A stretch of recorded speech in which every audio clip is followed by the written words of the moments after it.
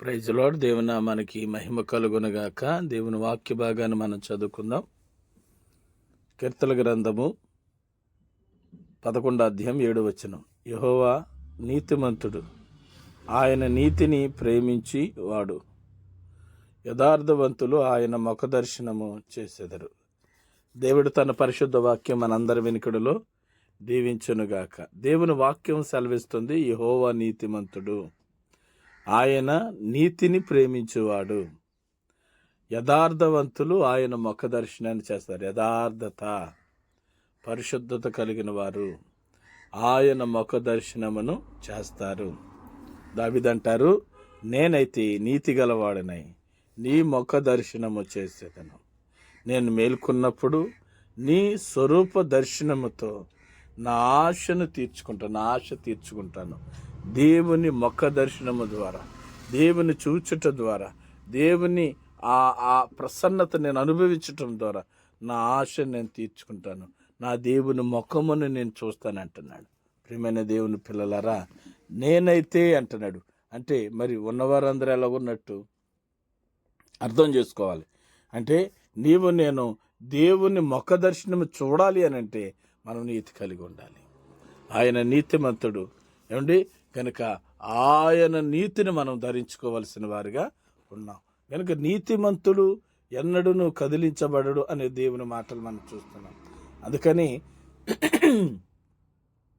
వాక్య భాగాన్ని మీరు చూడగలిగితే యోబు గ్రంథకర్త అంటాడు, నీతిమంతులను ఆయన చూడకపోడు, సింహాసనం మీద కూర్చుండువాడు, రాజులతో ఆయన వారిని నిత్యము కూర్చుండబెట్టును, వారు ఘనపరచబడుదురు. నీతిమంతులను దేవుడు ఎన్నడూ చూడకుండా మాత్రం విడిచిపెట్టాడు. నీతిమంతులను ఆయన చూస్తాడు, చూడకపోడో చూస్తాడు.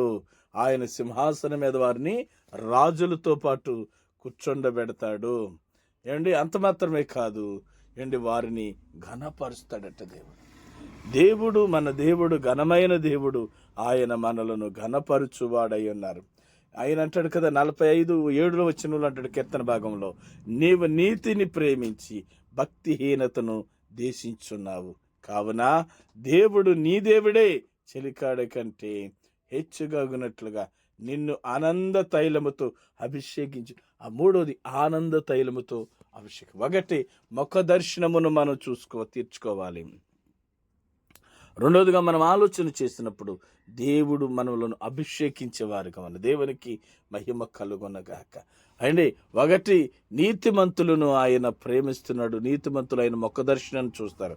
భక్తులు నేనైతే నీతి గలవాడని అంటున్నాడు.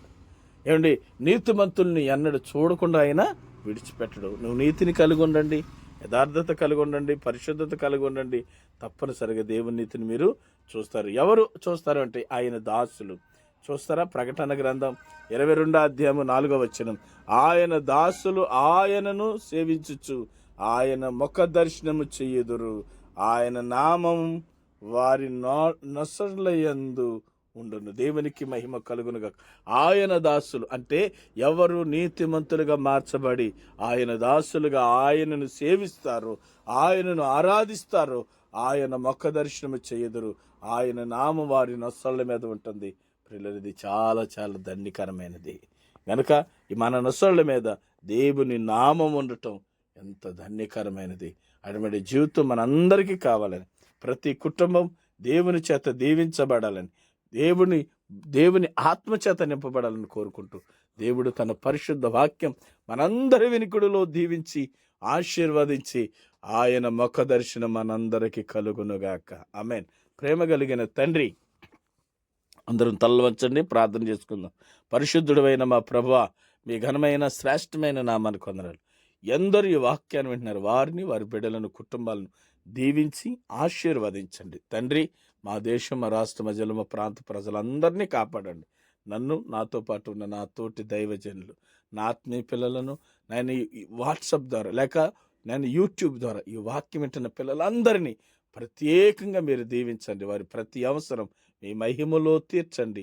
నేను నెమ్మది, సమాధానం, ఆయుస్సు, ఆరోగ్యం బిడ్డలకు దయచేసి దీవించమని యేసు నామమును ప్రార్థిస్తున్నాను పరమ తండ్రి. Amen, amen, amen, amen. God bless you. Praise lord.